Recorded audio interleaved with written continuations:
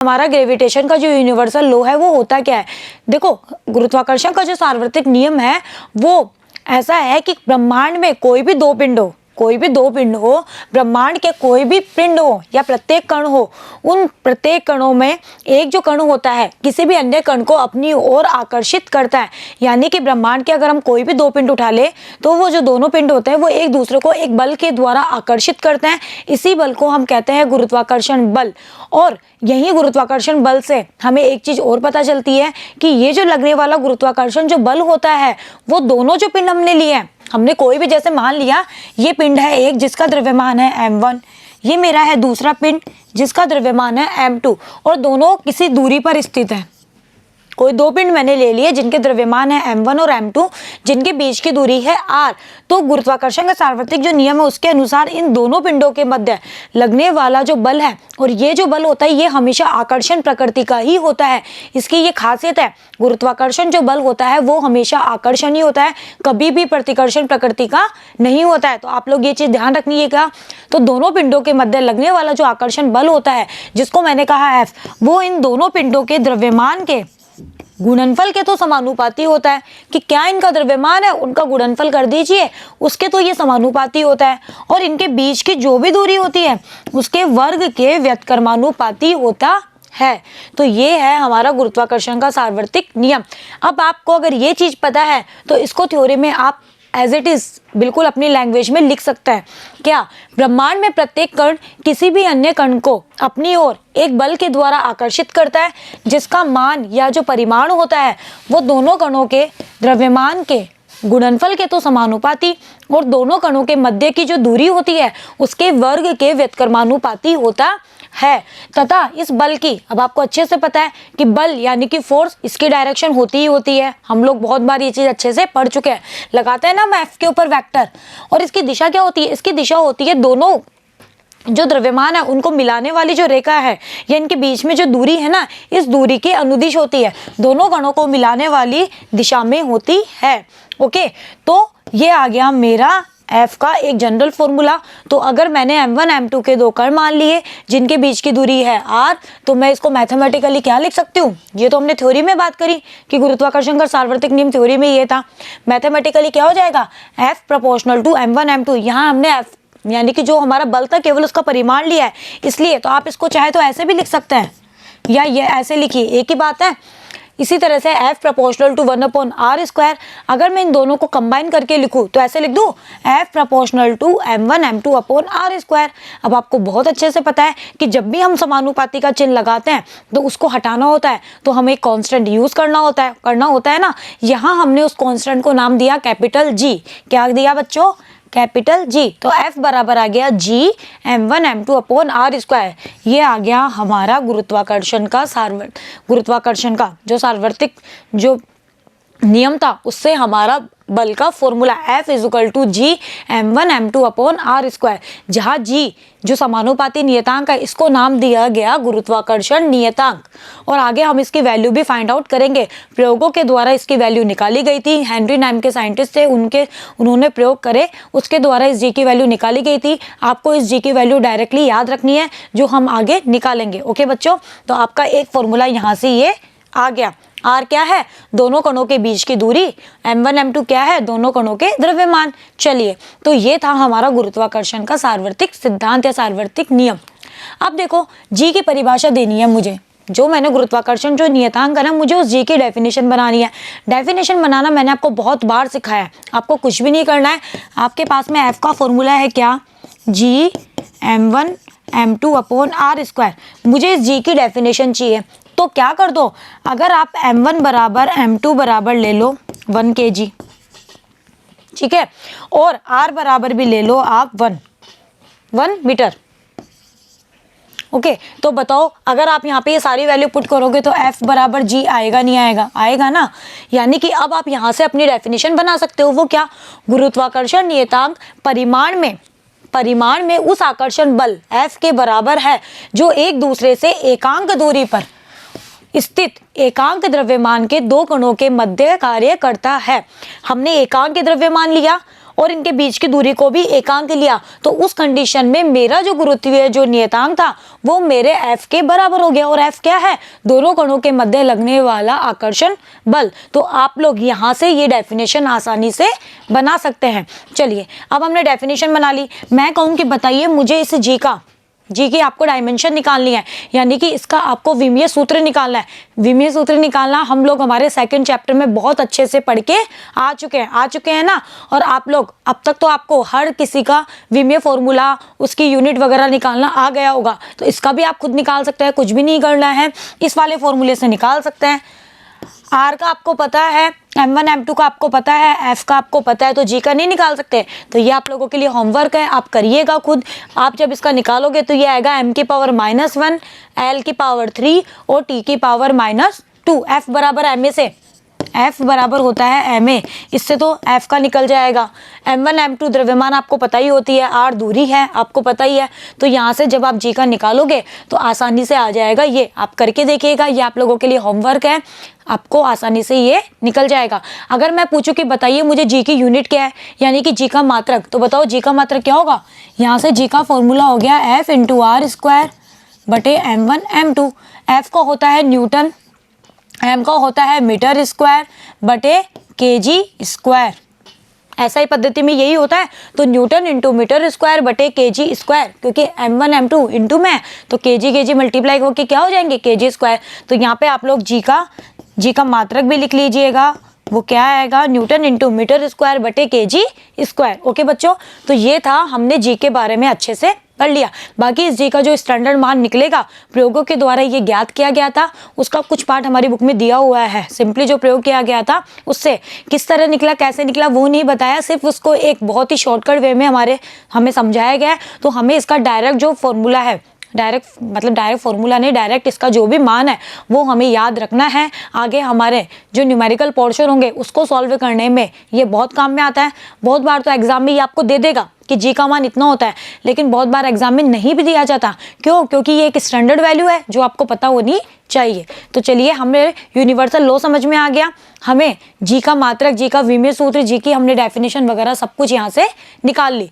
अब हम बात करते हैं कि खगोलीय पिंड कैसे क्या होता है। पृथ्वी सूर्य के मध्य की दूरी जो होती है, या तो आप पृथ्वी ले लो, और पृथ्वी और सूर्य, जैसे मान लो एक तो है आपकी अर्थ और एक है आपका सन, इनके मध्य की जो दूरी होती है ना वो इनके खुद के व्यास की तुलना में बहुत ज़्यादा होती है।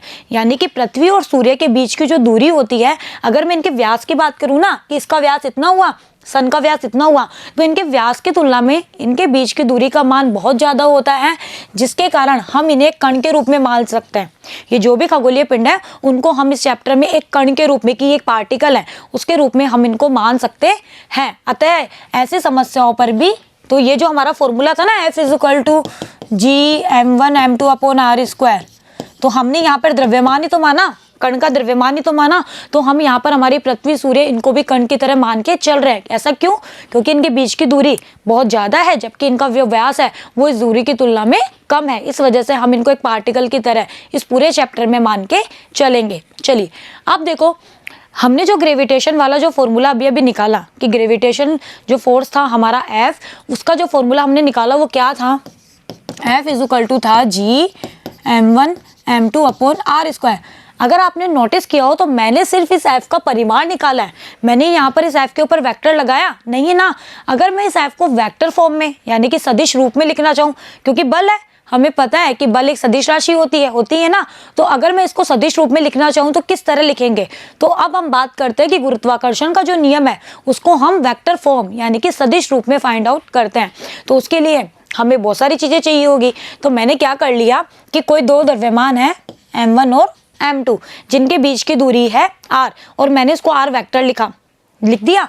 तो इनके मतलब हमने ऐसे मान लिया कि एक हमने कोई मूल बिंदु ले लिया, मूल बिंदु से M1 जो है वो तो R1, इसका स्थिति सदिश है मूल बिंदु से R1 वेक्टर, और M2 का है R2 वेक्टर। स्थिति सदिश के रूप में हम लोगों ने लिखना सीखा है ना हमारे थर्ड चैप्टर में, आगे भी हमने यही काम किया है।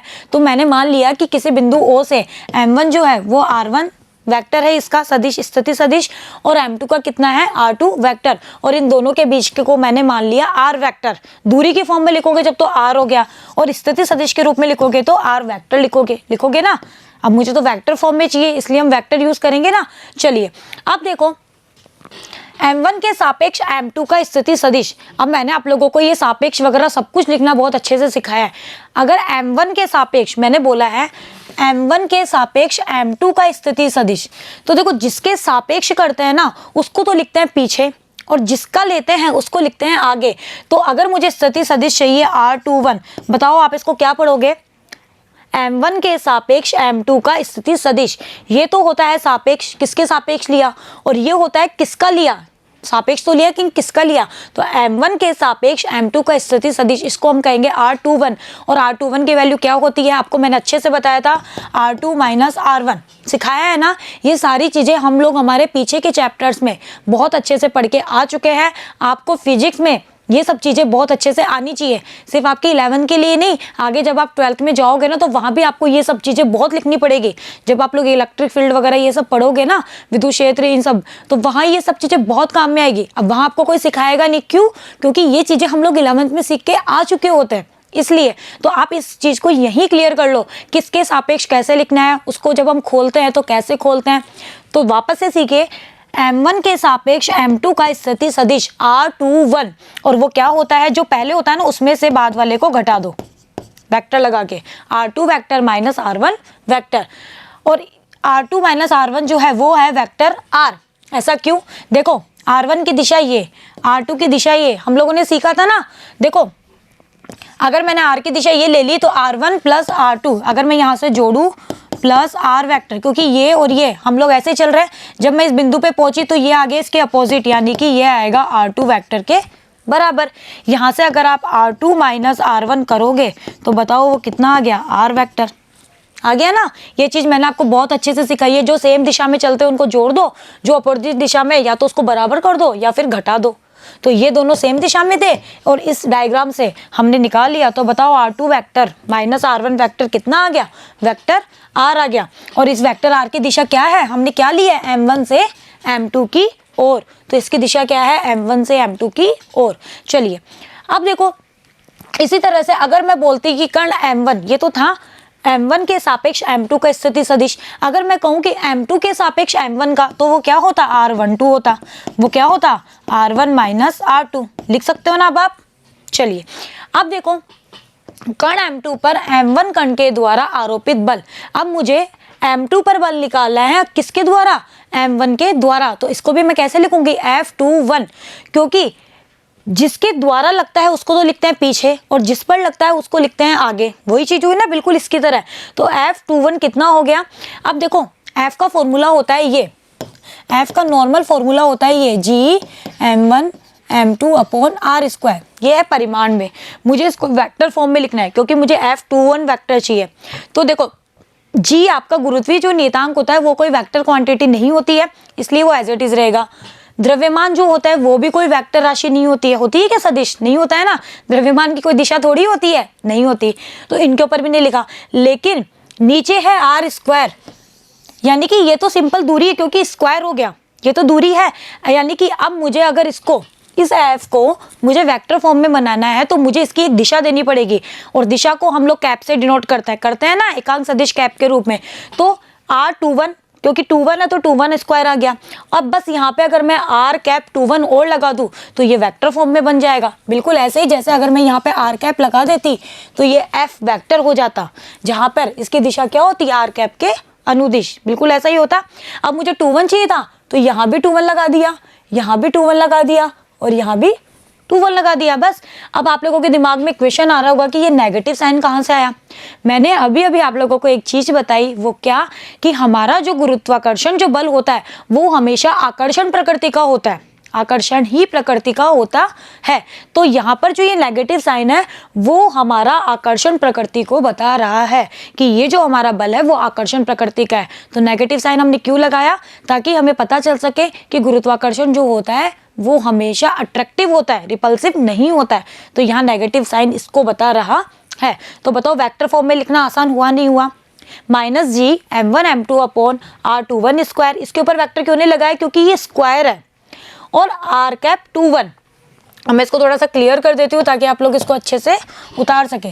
तो आप लोगों को बताओ ये लिखना आया नहीं आया। चलिए, तो ये हो गया मेरा F21। अब अगर मैंने F21 निकाल लिया तो मैं F12 नहीं निकाल सकती भाई। अभी तो था 1 के द्वारा 2 पर लगने वाला बल, तो 2 भी तो 1 पर लगाएगा। 1 2 के ऊपर लगा रहा है तो 2 भी तो 1 के ऊपर बल लगाएगा ना। तो अब आप इसी फॉर्मूले से F12 नहीं निकाल सकते। सिमिलरली M1 कण पर M2 के द्वारा लगने वाला बल, ये बल है, बताओ कितना हो जाएगा। F12 वेक्टर, कुछ नहीं करना है आपको, -G M1 M2 तो एज इट इज रहेंगे। नीचे मैंने R स्क्वायर 21 लिखा, क्योंकि ये स्क्वायर है तो आप 12 स्क्वायर लिखो या 21 स्क्वायर लिखो, एक ही बात है, स्क्वायर हो रहा है ना। ये तो सिंपल सा परिमाण है, तो यहाँ पर तो कोई फर्क पड़ा नहीं, तो मैं इसको चाहे 21 लिखूँ या 12 लिखूँ, एक ही बात है। लेकिन दिशा में तो फर्क पड़ेगा ना, R12 की दिशा कुछ और होगी, R21 की दिशा कुछ और होगी ना। तो R12 लिख दिया। जब 12 है तो 12, 21 है तो 21, यहाँ पर 21 है तो 21 लिखा, यहाँ पर 12 है तो आप 12 लिखो चाहे 21 लिखो, दोनों का स्क्वायर है तो ये बराबर ही होता है। इस वजह से मैंने डायरेक्टली यहाँ पर 21 लिख दिया। आप लोग चाहे तो एक स्टेप इसके पहले ऐसे और लिख लीजिए, अगर आपको कंफ्यूजन हो तो। वो क्या, -G M1 M2 upon R12 का स्क्वायर और R12 12। अब लिख लेना R स्क्वायर 12 बराबर R स्क्वायर 21। फिर यहाँ तक आप पहुँच जाएंगे ना। चलिए, अब देखो, अगर आप क्या करो, आपको बहुत अच्छे से पता है कि R12 और यानी कि जो R12 है और जो R21 है, ये इनका ये एकांक सदिश है, तो इनका परिमाण तो एक होता ही है। ये जो है आपस में विपरीत दिशा में होते हैं। ये चीज़ भी हम लोग पहले भी पढ़ चुके हैं हमारे चैप्टर्स में। अगर आप 12 को 21 में बदलना चाहते हो तो आपको एक नेगेटिव साइन लेना पड़ता है ना। तो R12 कैप बराबर -R कैप 21 होता है। तो यहाँ पे ये वैल्यू पुट कर दो, इसकी जगह लिख दो क्या, -R कैप 21। तो यहाँ पे एक माइनस और आ गया, ये ऑलरेडी था ही, एक माइनस और आ गया, ये तो मोड़ था तो कोई फर्क नहीं पड़ा। ये माइनस से माइनस मिलके हो गया पॉजिटिव। तो F12 कितना आया, इसके बाद में एक स्टेप अगर हम और लिखना चाहे तो F12 आ गया G M1 M2 upon R21 का स्क्वायर और R21 कैप। अगर आप इस RF को, इस वाले को और इस वाले को कंपेयर करो तो सिर्फ एक नेगेटिव साइन का फर्क पड़ रहा है। यहाँ एक नेगेटिव साइन आ रहा है, ये पूरी की पूरी जो टर्म है इसे आप F12 लिख सकते हो। यानी कि यहाँ से क्या आया, यहाँ से एक रिजल्ट आया कि जो F12 है वो -F21 के बराबर है ना। यानी कि अगर एक 2 के ऊपर बल लगा रहा है तो 2 भी 1 के ऊपर बल लगाएगा। लगने वाला बल परिमाण में तो समान होगा, अगर आप परिमाण लोगे तो मोड़ लगा दोगे तो परिमाण में तो समान हो गया, लेकिन दिशा में क्या है, विपरीत है। यानी कि एक अगर इस तरफ बल लगा रहा है तो दूसरा इस तरफ बल लगाएगा। जैसे ये दो द्रव्यमान वाले पिंड है, तो अगर ये इसके कारण ऐसे बल लगा रहा है तो ये ऐसे बल लगाएगा। परिमाण इनका समान रहेगा और दिशा क्या रहेगी, विपरीत होगी। तो यहाँ से एक रिजल्ट क्या निकला कि आरोपित जो बल है बराबर एवं विपरीत दिशा में होता है, अतः गुरुत्वाकर्षण बल न्यूटन के तीसरे नियम को फॉलो करता है। हमने न्यूटन सर के 3 नियम पढ़े थे, याद करिए।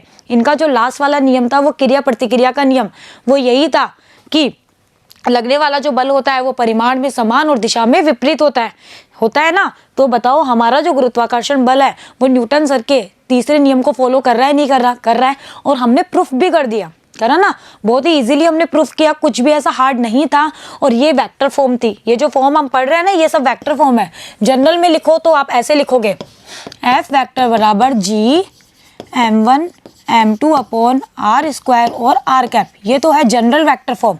अब इसको F12 में बदलना है कि F21 में बदलना है वो सब हमने कर लिया, और यहाँ से हमने ये चीज़ भी प्रूफ कर दी। ओके, जो हम लोगों ने हमारा जो ग्रेविटेशन का जो यूनिवर्सल लॉ था वो हम लोगों ने बहुत अच्छे से पढ़ लिया, हमने उसको वेक्टर फॉर्म में भी अच्छे से जान लिया।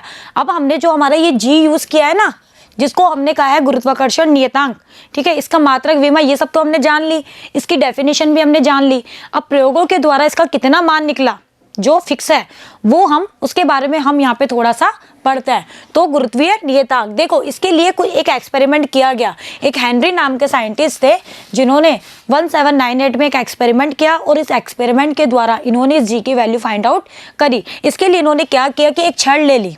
क्या लिया बच्चों, इन्होंने एक छड़ ले ली। मैं आपको बहुत ही शॉर्ट वे में इसको समझा रही हूँ क्योंकि ज़्यादा डिटेल में हम इसको यहाँ पढ़ेंगे नहीं, इतना ही हमारे सिलेबस में है। आपको तो बस मैन फोकस करना है, इसका जो अभी स्टैंडर्ड मान जो बताया जाएगा आपको वो ध्यान में रखना है। तो इन्होंने एक छड़ ले ली, इस छड़ की लंबाई इन्होंने L मान ली। अब इन्होंने क्या करा, इस छड़ A और B, इस छड़ के दो बिंदु है A और B, इस छड़ के दोनों ओर, मतलब इसके जो दोनों ओर इन्होंने दो विशाल गोले लिए। विशाल गोले का मतलब है बहुत बड़े द्रव्यमान वाले दो गोले लिए, जिसको इन्होंने नाम दे दिया S1 और S2। इन्होंने ये बताया और इस छड़ को इन्होंने एक तार से निलंबित कर दिया, ये निलंबित कर दिया। अब यहाँ पर ये बलागुण वगैरह काम करेगा, जो हम लोग हमारे लास्ट चैप्टर्स में पढ़ चुके हैं ना, बलागुण वगैरह इनके बारे में, वो चीज़ यहाँ पे काम करेगी। इन्होंने क्या किया, जब इस S1 को इस छड़ के इस वाले पार्ट से यहाँ लेके गए और इस S2 को यहाँ से यहाँ लेके गए, तो डेफिनेट सी बात है कि ये छड़ थोड़ा सा घूर्णन करेगी ना भाई। आप इनके द्रव्यमानों को एक तरफ से दूसरी तरफ लेके जाओगे तो छड़ रोटेट करेगी, तो आपको अच्छे से पता है कि रोटेशन के कारण एक बलागुण काम करेगा। तो बस इसी बलागुण वगैरह का यूज करके इन्होंने जी की वैल्यू फाइंड आउट करी। तो इन्होंने क्या किया, गुरुत्वाकर्षण के सार्वत्रिक नियम में जो गुरुत्वीय जो नियतांक है जी, उसका मान प्रायोगिक आधार पर ज्ञात किया जा सकता है।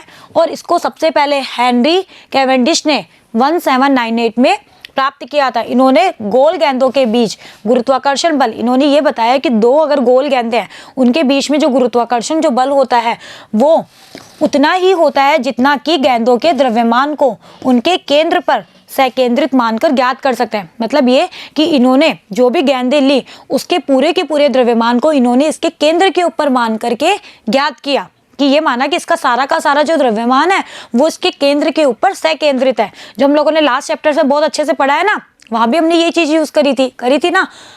इस प्रकार यदि विशाल गोले और उसके निकट के छोटे गोले के केंद्र के बीच की दूरी डी है, जो विशाल गोला है वो और उसके निकट जो छोटा गोला है ना, उसके केंद्रों के बीच की दूरी को अगर इन्होंने कहा स्मॉल डी, और इनके द्रव्यमान को इन्होंने कैपिटल एम और स्मॉल एम का, कैपिटल एम विशाल गोले का द्रव्यमान है, स्मॉल जो एम है वो हमारे छोटे गोले का द्रव्यमान है। तो बड़े गोले तथा उसके निकट के छोटे गोले के बीच जो भी गुरुत्वीय बल होगा वो हम लोग अभी हम जो फॉर्मूला निकाल के आ चुके हैं उससे हम कर सकते हैं। क्या होगा, जी यहाँ कैपिटल एम आएगा इसकी जगह, ये ऐसा आएगा G capital M small M, दोनों के बीच की दूरी कितनी, देखो यहाँ जो एफ में आप लोग जो दूरी यूज करते हो ना, जी m1 m2 upon are square, ये जो दूरी होती है ना, हमेशा ध्यान रखना ये दो जो गोले आपने लिए ना ये द्रव्यमान वाले, इनके बीच की दूरी होती है ये हमेशा। तो यहाँ हमने कैपिटल एम और स्मॉल एम तो द्रव्यमान लिया और इनके बीच की दूरी को हमने क्या माना, स्मॉल एम डी माना, तो हमने इसको इस फॉर्मूले से लिख दिया। अब मैंने जो छड़ ली है ना अभी उसकी लंबाई है L, तो F के कारण जो भी बलागुण, ये जो F है इसके कारण एक बलागुण उत्पन्न होगा। इस बलागुण का मान कितना होगा, अगर आप इस F को L से इस लंबाई से मल्टीप्लाई कर दो तो आपको टॉर्क मिल जाएगा। इसके कारण संतुलन के समय, अब देखो जब भी हमारा ये जो पूरा सिस्टम है ये हमारा बैलेंस हो तो उस कंडीशन में क्या होता है, उस कंडीशन में यह जो बलागुण होगा ना F के कारण जो उत्पन्न जो बलागुण होगा ना, जो कितना होगा F इंटू L, वो किसके बराबर होगा, हमारे प्रत्यानयन बलागुण के। किसके बराबर होगा बच्चों, प्रत्यानयन बलागुण। प्रत्यानयन बलागुण ये भी हम पढ़ चुके हैं, वो कितना होता है, टो इंटू थीटा होता है ना, कितने एंगल से ये हुई, तो जी m1 m small m upon D square, इसको L से मल्टीप्लाई कर दिया, ये बलागुण किसके बराबर होगा, टो इंटू थीटा के। इस प्रकार थीटा का प्रेक्षण, फिर इन्होंने इस थीटा का मान ज्ञात करके और इन समीकरणों को यूज करके इन्होंने जी का मान फाइंड आउट किया यहाँ से, और जी का मान इनको मिला कितना, 6.67 into 10⁻11 newton into metre square बटे केजी स्क्वायर। यूनिट मैंने बताई थी ना, बताओ यही है या नहीं। तो आपको ये वैल्यू याद रखनी है कुल मिला के। ये तो वैसे आपको बताया गया है कि आखिर ये जी का मान कैसे निकाला, तो हेनरी ने ये एक्सपेरिमेंट किया और इस एक्सपेरिमेंट से इन्होंने जी की जो वैल्यू फाइंड आउट करी वो कितनी है, 6.67 into 10⁻11 newton into metre square बटे केजी स्क्वायर। तो ये था हमारे जी का मान। ओके बच्चों, तो ये आपको ध्यान में रखना है। चलिए अब हम बात करते हैं कि हमने जो गुरुत्वाकर्षण बल निकाल लिया उसकी हम कुछ प्रॉपर्टीज की बात करते हैं। वो क्या, वो आपको ध्यान में रखनी है, बहुत बार यहाँ से ऑब्जेक्टिव क्वेश्चंस आ जाते हैं। सबसे पहले तो क्या, दो वस्तुओं के बीच गुरुत्वाकर्षण जो बल होता है वो क्रिया प्रतिक्रिया युग्म के रूप में पाया जाता है। बताओ अभी हमने ये नहीं निकाला, F12 बराबर माइनस F21 निकाला ना, और ये क्रिया प्रतिक्रिया का नियम ही तो है। न्यूटन के थर्ड नियम को हम देखें तो क्रिया प्रतिक्रिया युग्म के रूप में पाया जाता है, अर्थात यह बल परिमाण में समान होता है और दिशा में विपरीत होता है, जो चीज हम लोग अभी ऑलरेडी प्रूफ करके आ चुके हैं। दूसरा क्या, गुरुत्वाकर्षण जो बल होता है वो आपका सेंट्रल फोर्स होता है, यानी कि केंद्रीय बल होता है। हमेशा ध्यान रखना, सेंट्रल फोर्स वे फोर्स होते हैं जिनकी क्रिया रेखा दोनों वस्तुओं को मिलाने वाली रेखा के मध्य बिंदु या केंद्र की ओर होती है। सेंट्रल जो फोर्स, केंद्रीय जो बल होते हैं वो कैसे बल होते हैं कि केंद्रीय जो बल होते हैं इनकी जो भी क्रिया रेखा होगी या केंद्रीय बल जो होते हैं इनकी जो दिशा होती है वो कहाँ होती है, दोनों बिंदुओं को मिलाने वाले, कोई भी दो बिंदु आप ले लो, दोनों बिंदुओं